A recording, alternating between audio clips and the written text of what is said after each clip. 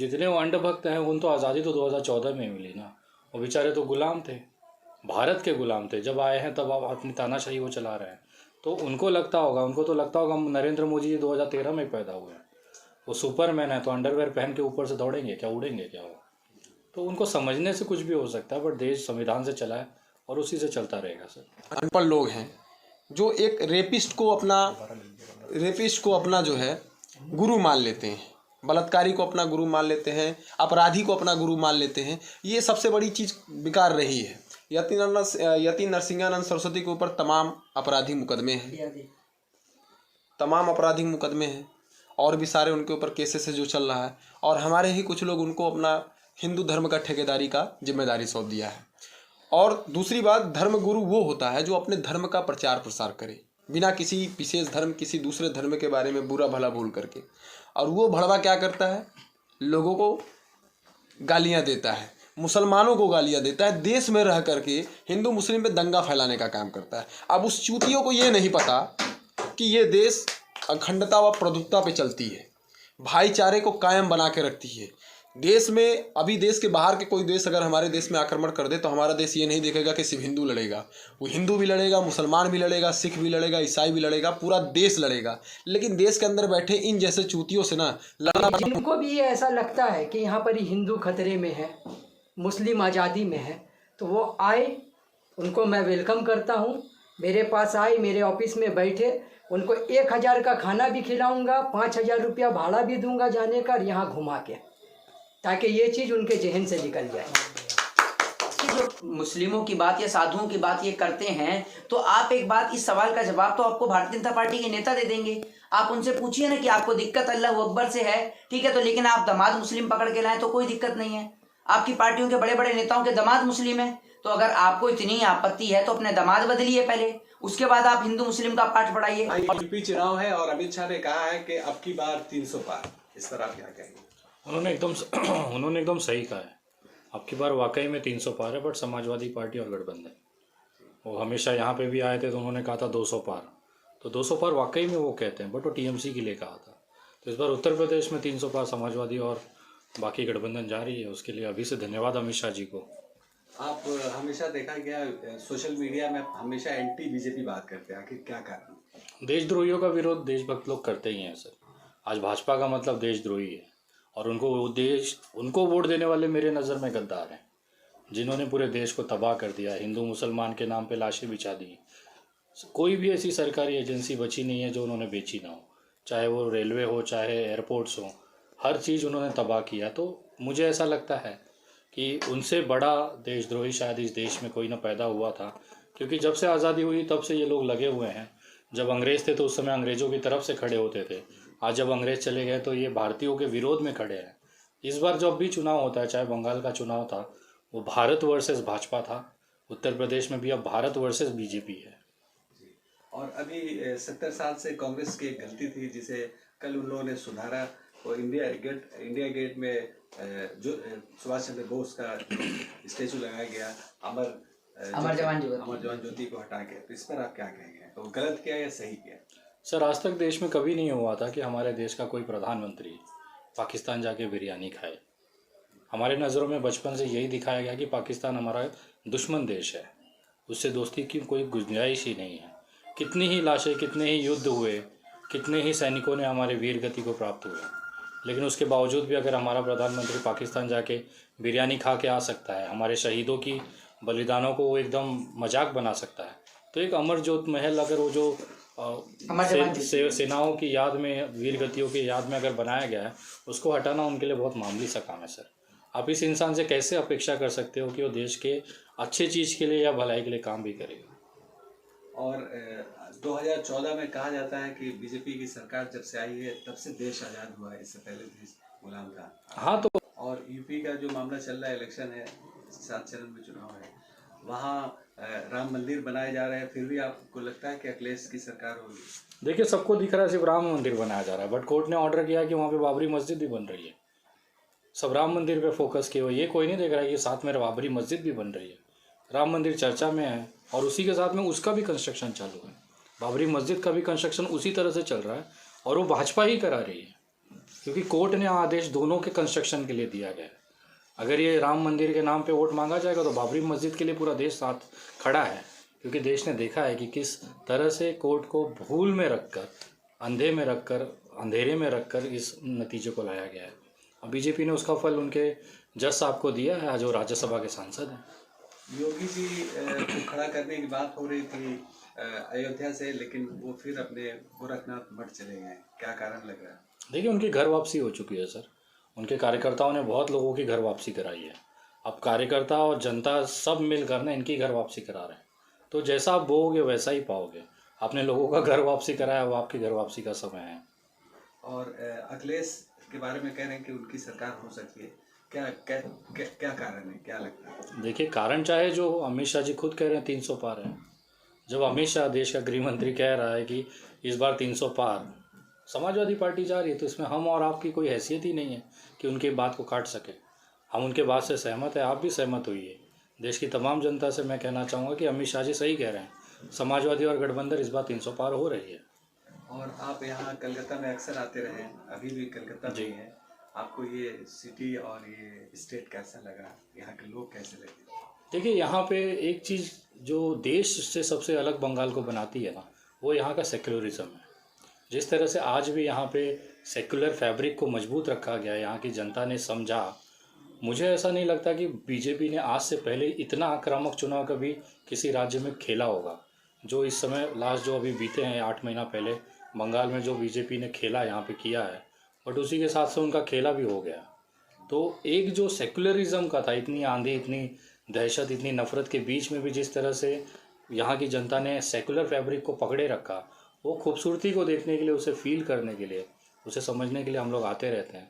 और यहाँ आने का एक दूसरा कारण ये भी है कि हमारे कुछ ऐसे क्रांतिकारी भाई हैं जिनसे मिलना, उनसे सीखना हमें अच्छा लगता है। एक इंटरनेशनल दर्जे पर एक अपने देश का नाम, अपने बंगाल का नाम रोशन करने वाले हमारे राजा भाई हैं। ये हमेशा से पर्दे के पीछे रह के हम लोगों के साथ रहे। अगर बंगाल में हमें किसी ने आसरा दिया, किसी ने साथ दिया, किसी ने हिम्मत बढ़ के एक मजबूती के साथ जो खड़े रहे, वो ये इंसान है। हमारा मोहित तो यहीं का बन के रह गया, उसको खींच के ले जाना पड़ता है दिल्ली। 2-2 ढाई महीने जब तक उसको पकड़ के खींच के ना ले जाए, तब तक वो दिल्ली नहीं जा रहा है।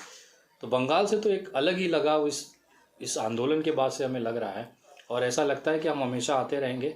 और राजा भाई जैसे लोग हैं, ये हमेशा हम लोगों के भाई और हमेशा साथ रहेंगे। और इनका मोहब्बत, हम दोनों का भाईचारा इसी तरह से बना रहे। यही लड़ाई तो राजा भाई भी लड़ रहे हैं, विनय दुबे भी लड़ रहा है। जिसको देखना वो यहाँ देख सकता है। ये हिंदुस्तान है, और इसी के लिए, इसी को हटाने के लिए, इसी को मिटाने के लिए भारतीय जनता पार्टी लगी हुई है। लेकिन हम कामयाब नहीं होने देंगे। आप अपनी पूरी टीम के साथ क्या यूपी जाएंगे? सर, यहाँ से बस बोरिया बिस्तर बांध कर आपका वीडियो ख़त्म होगा तुरंत हम दौड़ते दौड़ते स्टेशन, और वहाँ से सीधा हम जाएंगे अपने भाइयों के बीच में। वहाँ की जनता को गुमराह नहीं होने देंगे। कोशिश करेंगे ज़्यादा से ज़्यादा लोगों तक ये जागरूकता लाएं कि ग्लास में रखा हुआ सफ़ेद पानी भी हो सकता है, जहर भी हो सकता है। तो प्यास मिटाने के लिए जहर पीना और खुद मर जाना ये ज़रूरी नहीं है। जिस पार्टी ने आपको नफ़रतें दी, आपके घरे के लाशों को नदियों में फेंकने पे मजबूर किया, कुत्तों से, बिल्लियों से उसे नोचवाया, कब्रिस्तान की तरह से हिंदुओं की लाशों को नदियों के किनारे पाटने को नौबत ले दिया गया, जलाने तक की लकड़ियां नहीं मिली, ऐसी सरकार को हम चाहते हैं कि अब हम उसको मुखाग्नि दें। वहाँ पे जाके उनकी चिता जलाकर उनको वापस स्वर्ग भेजा जाए। उन्होंने बहुत अच्छे काम किए। मैं भगवान से कामना करता हूँ कि उनको स्वर्ग की प्राप्ति हो, और वापस हमें उनको कभी सामना ना हो, या उनको हमारा आमना सामना सरकार बनने का मौका ना मिले, ये मैं प्रार्थना करूँगा। लेकिन वो दावा कर रहे हैं कि हमारे आने के बाद ही यहाँ उत्तर प्रदेश की भी उन्नति हुई है, और बीजेपी का सारा देश का विकास के रास्ते पे चला है। हाँ, एकदम उन्नति हुई है सर। बजरंग दल की उन्नति हुई है, रोड छाप रोमियोज़ की उन्नति हुई है, गैंगस्टरों की हिम्मत बढ़ी है, अपराधियों की हिम्मत बढ़ी है, तो नफ़रत की हिम्मत बढ़ी है। सबसे बड़ी बात वो है, जिस देश के अंदर अब्दुल कलाम जैसे राष्ट्रपति हुए, उस देश में अगर उनको गाली दिया जाए, जिस देश के करेंसी के ऊपर महात्मा गांधी की तस्वीर और हर भारतीय के दिल में महात्मा गांधी बैठते हैं ना, उन महात्मा गांधी को इन्हीं के लोगों ने गालियां दी, उन्हें अपमानजनक किया, तो कहीं ना कहीं उन्नति हुई है। भाजपा में इस तरह के देशद्रोहियों की हिम्मत बढ़ी है, और अब ये देश समझ चुका है कि भाजपा को अगर हम आज साथ देंगे तो कहीं ना कहीं देश के टुकड़े होने और देशद्रोहियों की तादाद जो है, देश के गद्दारों की तादाद वो बढ़ेगी, उसको हमको रोकना है मिलकर। बहुत दिनों से यहाँ थे और आते रहते हैं। आपको कलकत्ता के बारे में बताइए कैसे लगा, और फिर आप भी विनय जी के टीम के साथ यूपी जा रहे हैं, इसमें बताइए। देखिए मेरे तीनों बड़े भाई यहाँ पे बैठे हुए हैं, विनय भाई, राज भाई, राजा भाई और राज भाई, तीनों मेरे भाई बैठे हुए हैं यहाँ पर। और बंगाल जो है वो मेरे लिए एक बहुत अच्छी जगह है, या फिर हम कह सकते हैं ये हमारे एक हिंदुस्तान की खूबसूरती है कि हम सारे एक साथ बैठे हैं, हिंदू मुस्लिम सिख ईसाई, लेकिन हमें कोई अंतर नहीं है, कोई भेदभाव नहीं है। और यही हमारे वतन की खूबसूरती है, जिस वतन की खूबसूरती को आज ख़त्म करने का प्रयास किया जा रहा है। भारतीय जनता पार्टी आज वो काम इस देश में कर रही है जो काम अंग्रेज नहीं कर पाए। अंग्रेज इस देश के टुकड़े करना चाहते थे, लेकिन अंग्रेज इस देश के टुकड़े नहीं कर पाए, लेकिन वो काम आज मेरे ख्याल से भारतीय जनता पार्टी करने का प्रयास कर रही है, और वो कहीं तक सफल भी हुई है, क्योंकि उनको कुछ लोग ऐसे मिल गए हैं। लेकिन आज भी इस देश के अंदर कुछ लोग ऐसे हैं जो लड़ाई लड़ते हैं, जो लड़ाई लड़ते हैं अपने देश के लिए, अपने वतन के लिए, क्योंकि हमारे लिए अपनी माँ से बढ़कर हमारी भारत माँ है, और हमें उस भारत माँ का प्रमाण किसी को देने की आवश्यकता नहीं है। इसीलिए हम अपने वतन की लड़ाई लड़ते हैं। और अभी देखा हाल में साधुओं का एक संसद हुआ था जिसमें कहा था कि यहाँ पर मुसलमानों का जेनोसाइड किया जाए, इस पर आप क्या कहेंगे? देखिए, जो मुस्लिमों की बात या साधुओं की बात ये करते हैं, तो आप एक बात, इस सवाल का जवाब तो आपको भारतीय जनता पार्टी के नेता दे देंगे। आप उनसे पूछिए ना कि आपको दिक्कत अल्लाह अकबर से है, ठीक है, तो लेकिन आप दामाद मुस्लिम पकड़ के लाएं तो कोई दिक्कत नहीं है। आपकी पार्टियों के बड़े बड़े नेताओं के दामाद मुस्लिम है, तो अगर आपको इतनी आपत्ति है तो अपने दामाद बदलिए पहले, उसके बाद आप हिंदू मुस्लिम का पाठ पढ़ाइए। और साधु योगी महात्मा किसे कहते हैं आप? कोई भी भगवा वस्त्र धारण कर सकता है, कोई डिग्री थोड़ी ली जाती है इसके लिए। और आप एक बात मुझे बताइए, आप योगी जी को साधु बता रहे हैं, तो शंकराचार्य को क्या दाऊद बताएंगे आप? खुद सोच के देखिए आप इस बात के लिए, योगी जी कहाँ से हो गए साधु महात्मा? जो आदमी भगवान को छोड़ सकता है, जो आप समझिए कि अंतिम शरण होती है ईश्वर की, जो व्यक्ति ईश्वर को, अल्लाह को, खुदा को छोड़ सकता है, आपको लगता है कि वो इंसान का सगा होगा? जो आदमी मठ छोड़ के आज राजनीति में आ गया, जिस आदमी ने साधु महात्मा बन के ड्रामा किया, उसके ऊपर मुकदमे चल रहे हैं, कितनी धाराओं में मुकदमे चल रहे हैं, आज अगर वो सत्ता में आ गए तभी तो मुकदमे हटे हैं, तो इसका मतलब आप क्या कहेंगे, वो अपराधी नहीं है? ये अपराधियों की पूरी गैंग है, पूरी गैंग है अपराधियों की। और कहा जा रहा है हिंदू खतरे में है, तो सचमुच क्या खतरे में है? इस देश के अंदर मुगलों ने राज किया, आप ये बात पूछते हैं, और इस बात का मुझे बड़ा पछतावा है कि इस देश के अंदर देश के पत्रकार जब इस सवाल को पूछते हैं ना, तो वाकई में मुझे दर्द होता है, क्योंकि इस देश की हिस्ट्री आपको जानना बेहद जरूरी है, क्योंकि जब आप हिस्ट्री जानेंगे तभी तो हमारी आने वाली जनरेशन को पता चलेगा। आप ये पूछते हैं कि हिंदू खतरे में, आपको उसी टाइम देश के गृह मंत्री से सवाल करना चाहिए कि जनाब, जिस देश की सरजमी पे खड़े होकर आप ये बात कह रहे हैं, या बीजेपी जिस सरजमी पे खड़े होकर ये बात कहती है, उस देश के अंदर मुगलों ने भी राज किया, उस देश के अंदर 70 साल कांग्रेस ने भी राज किया, लेकिन आज तक कभी हिंदू खतरे में नहीं आया। आप 7 साल से आए तो हिंदू खतरे में आ गया। इसका मतलब हिंदू खतरे में लाने का कारण भारतीय जनता पार्टी की सरकार है। तो देश से खदेड़ते क्यों नहीं है इन्हें? खदेड़िए और हिंदू को खतरे से बाहर लाइए। अभी लखीमपुर में एक वाकया हुआ, फिर बिहार में भी हो गया, इस पर क्या कहेंगे? जो बच्चे खेल रहे थे और बीजेपी के नेता का एक बेटा आके तमाम उन लोग को उन पर चढ़ाई की, उन्हें मारा। बीजेपी के नेताओं के लिए कोई बड़ी बात नहीं। अभी आपने देखा होगा बीजेपी के नेता जो हैं वो अपनी एक वाइफ की पिटाई कर रहे हैं। उसकी वाइफ ने कहा है कि मेरे पति तो बेहद बेकार आदमी है। आप देखिए, जो आदमी महिलाओं के ऊपर हाथ उठा सकते हैं, आप सोचिए उनके लिए बच्चों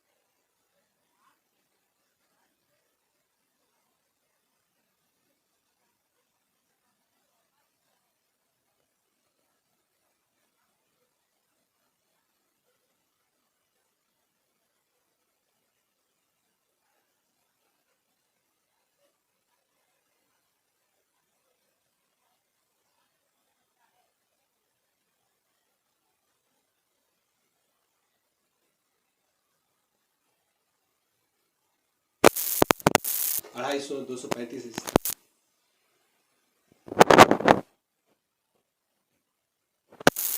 मैं नहीं देखता नेशनल चैनल। आप बताइए नेशनल चैनल का नाम, बताइए कौन सा नेशनल चैनल। बहुत से ढेर सारे जिनका ढेर सारे में से एक बता दीजिए आप मुझे। एबीपी भी है उसमें। तो आपको पता है किस किस के चैनल है? ये दुकान खोल के बैठे हैं ये, जैसे परचून वाले लाला की दुकान होती है ना, ये परचून वाले लाला हैं, ये समझ लीजिए आप। इन्होंने तो दुकान खोल के बैठी है, आप इनकी दुकान को देखते ही क्यों हैं? ये ऐसे लोग हैं। आप भारतीय जनता पार्टी के राज्यसभा सांसद सुभाष चंद्रा जी न्यूज के ठेकेदार हैं, ठीक है ना। न्यूज 18 के ठेकेदार आपके अंबानी साहब हैं। अंबानी अडानी सारे के सारे मिलके तो चैनल चला रहे हैं और जनता का पागल बना रहे हैं। तो आप इनको देखते ही क्यों हैं? मैं नहीं देखता नेशनल चैनल। अगर आप इनकी बात पे यकीन करते हैं तो भैया कल को एक ऐसी कंपनी मैं भी बना लेता हूँ, ऐसी कंपनी मैं भी बना लेता हूँ। मैंने भी सर्वे जारी कर दिया कि भैया सारी की सारी सीटें जो है वो महागठबंधन जीत रहा है, यानी सपा जीत रही है, अखिलेश यादव जीत रहे हैं। तो आप मेरी बात पे यकीन कर लीजिए। मैं तो कह रहा हूँ एक भी सीट नहीं आ रही बीजेपी की। ये सिर्फ एक भौकाल बनाने का जरिया है, इस बात को आप समझिए, पब्लिक को पागल बनाने का। बाकी आप ये समझ लीजिए जनता तो अपने पुराने जूतों को जो है वो छिपा के घूम रही है। जैसे जैसे बीजेपी के नेता वोट मांगने के लिए आएंगे, ये उनका स्वागत जूते की माला पहना के किया जाएगा। देखिए, हमने एक चीज़ देखा है यहाँ पे आकर के कि जैसे नफरतबाजी तो कलकत्ता में बिल्कुल भी नहीं है। कि उत्तर प्रदेश हो गया और भी अन्य राज्य में आप जाइए तो वहाँ एक जाति देश का लेकर भावना उत्पन्न होती है कि भाई अगर हिंदू है तो उसे इस तरीके से कहा जाए, मुसलमान है तो उसे इस तरीके से कहा जाए। लेकिन कलकत्ता में मुझे ये सारी चीज़ें देखने को नहीं मिली। कलकत्ता में सभी लोग एक दूसरे से प्रेम करते हुए हमें दिखे। बहुत अच्छा लगा मुझे कलकत्ता। मेरा ये दूसरा ट्रिप रहा है सभी भाइयों के साथ में।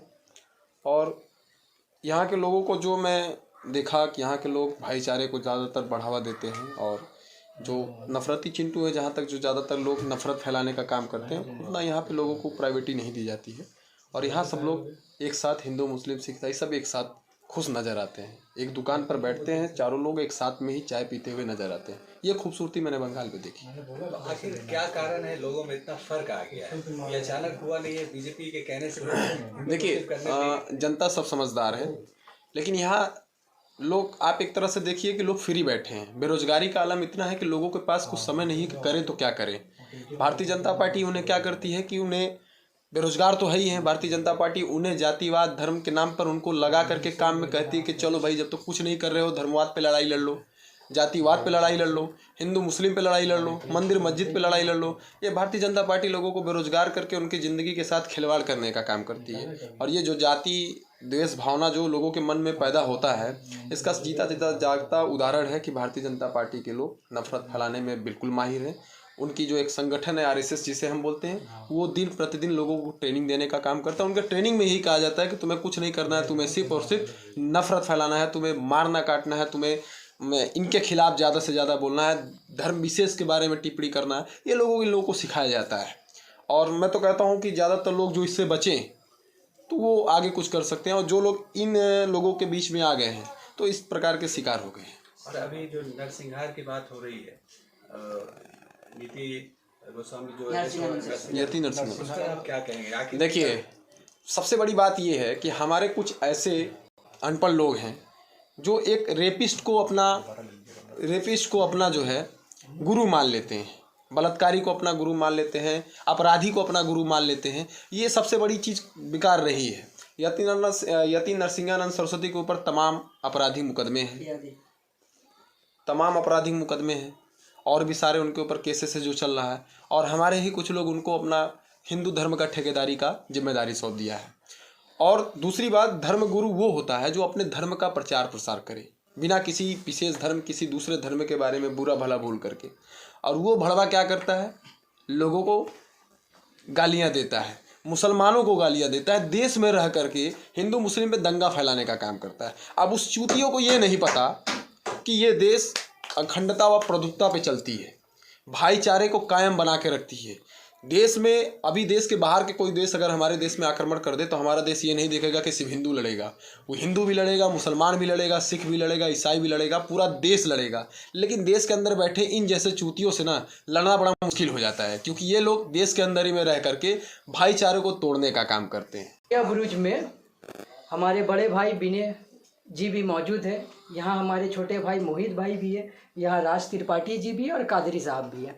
तो इनसे काफ़ी एक फैमिली से बढ़कर भी एक रिलेशन होता है, जो खून से भी बढ़ के होता है। तो ये भाई कि जिनको भी ये ऐसा लगता है कि यहाँ पर हिंदू खतरे में है, मुस्लिम आज़ादी में है, तो वो आए, उनको मैं वेलकम करता हूँ। मेरे पास आए, मेरे ऑफिस में बैठे, उनको 1000 का खाना भी खिलाऊंगा, 5000 रुपया भाड़ा भी दूंगा जाने का, और यहाँ घुमा के, ताकि ये चीज़ उनके जहन से निकल जाए।